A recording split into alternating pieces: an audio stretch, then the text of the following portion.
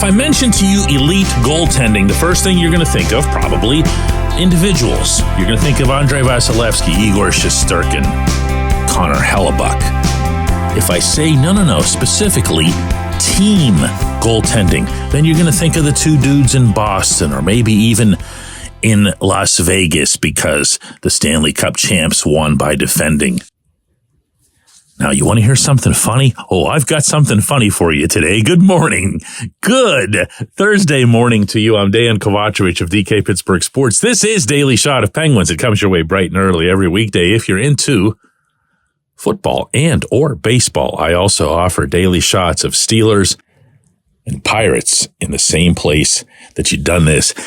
If you've been listening to this show for a while, even just going back as recently as this summer, when I listed what I really needed to see from this team, from these Penguins, to compete, to contend, number one was elite goaltending. That was the word that I used. My feeling was that if Tristan Jarry and his backups weren't going to be at an elite level, then this team had no chance, because I didn't see these Penguins as being built on some sort of stacked defensive roster, nor would they be the type of players who could excessively commit to defending. They just don't have that in their nature. So you were going to need someone at the game's most important position to rise up. Well, now, the number one goaltending, as measured by save percentage, in the National Hockey League belongs, predictably, to the Bruins. They're at .924 for a save percentage. Tied with the Bruins, or virtually tied, just a few decimal points behind them, are the Golden Knights. Again, no surprise. Guess who's number 3? Yeah. How about that? The tandem of Jarry and Alex Nedeljkovic, and maybe, throw in a little bit of a bone there for Magnus Hellberg for that big W that he had in Los Angeles earlier this season. They're at .922. The next highest on that list are the Islanders and Canucks, way below them, both at .917. So there's not some fluky component here. The Penguins' 2.59 goals against average is 6th. Their 4 shutouts are tied for first. And oh, by the way, this is something I usually will spout off at the very top of an episode.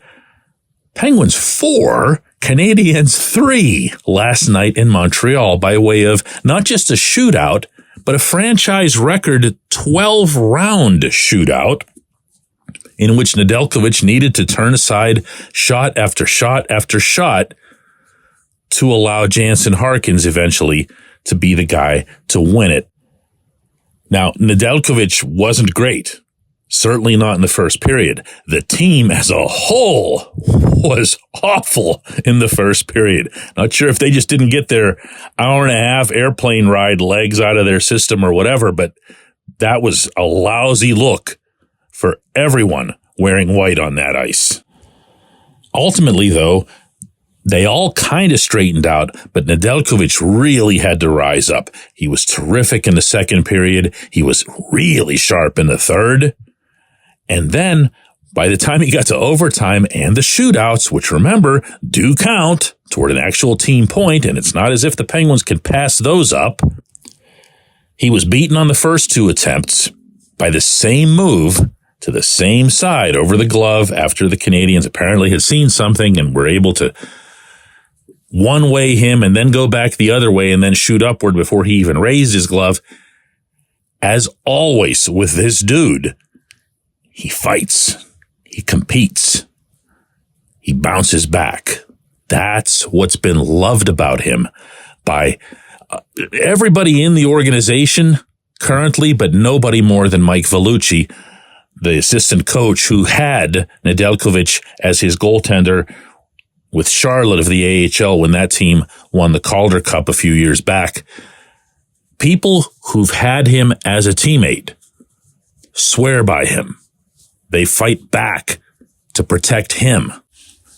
And they'll all tell you that the principal reason for that is that they see how hard he's doing it in the first place. This was Nedeljkovic to reporters in Montreal last night, just about the nature of a 12-round shootout. No, I think 5 or 6 rounds mostly.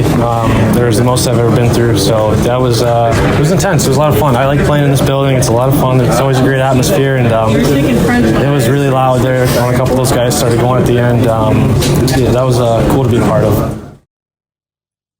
This young man and I talk quite a bit, and one of the things that we discussed is that when he first came up after the success that he had with the Calder Cup, his run in the NHL wasn't at all smooth.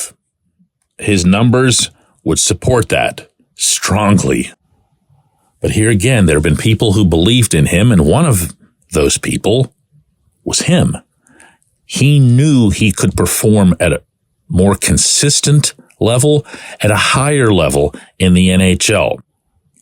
And you know what? He has, and Jari has as well. For all the things that have gone wrong so far this season, chiefly, of course, the power play, this has kind of gotten lost, and it's gotten lost to the extreme that if I'd asked, I'd say just like a common hockey fan as opposed to somebody who's really, really, really into it, like whoever would push play on a podcast called Daily Shot of Penguins, nobody would have any idea that this was going on. Nobody would have any idea that they'd have the third best goaltending in the NHL through almost 2 full months of the season. I don't know if it'll hold up. I don't know if maybe just the Penguins will become a better defensive team or a better overall team in front of the goaltenders and kind of neutralize it as a factor. But I do know that it's worth appreciating and applauding what's happened to date in this capacity, this specific capacity. When we come back, J1Q.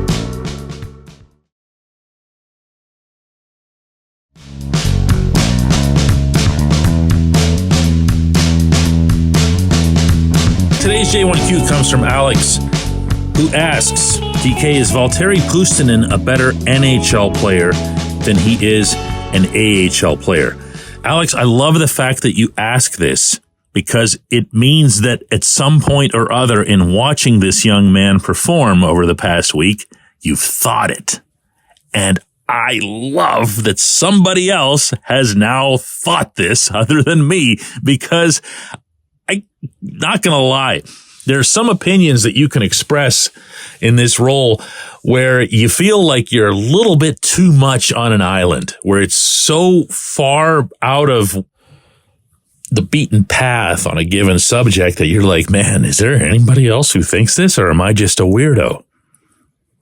But I've felt this way about Puustinen since his first bleeping development camp in Cranberry. Not that he should have been in the NHL then. I'm not being really, really crazy here. But I saw him do certain things on the ice where I said to myself, man, AHL players aren't going to get this. Like, he's playing chess, and he's going to go down there with a bunch of checkers, no pun intended, and it's not going to work for him. I'm telling you that came up back then, with me anyway. And sure enough, I check in on him, and you see what his stats are down there, and you're like, there's nothing special. There's no reason you'd call him up. All of last season, even after he'd made his 1-game NHL cameo debut the previous season, there was just never a time when you said, man, they got to get this Puustinen kid up here. I was the only one saying it. Now, to an extent, can you criticize him for that? Sure. I think that'd be fair. A player has to show you in the minors that he needs to be up. And even at that level, there are complementary offensive players that if you earn your way to a top line or something to that effect, you're going to be able to put up better numbers. He didn't. That said, if you go back and look at his NHL debut, the 1 game that he played a couple of seasons ago, you'll get floored. If you just isolate on him and you see some of the passes that were made, some of the decisions that were made, when he's out there with guys he never played with before in his life, you see the difference. I vividly recall being in Boston after that game. I was covering a Penguins practice just on the outskirts of that city where the Bruins have a facility, and having a discussion with a couple of people high up with the Penguins, and then later with Mike Sullivan himself about what we'd just witnessed from Puustinen, and they all agreed that this was really something. This was pretty neat, and we never saw him again. And here too, the other night,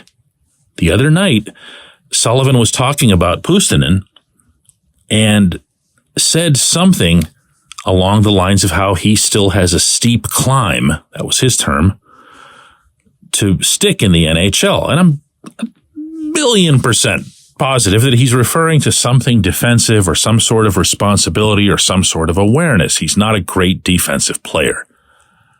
Okay, great. But don't be burying him again.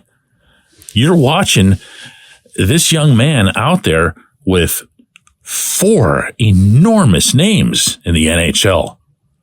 And he's the one that's come along, and all of a sudden, they had 2 power play goals the other night against the Coyotes. Now they had 2 more power play goals last night in Montreal. I don't think it's a coincidence. I appreciate the question. I appreciate everyone who listens to Daily Shot of Penguins, and we will do another one of these tomorrow.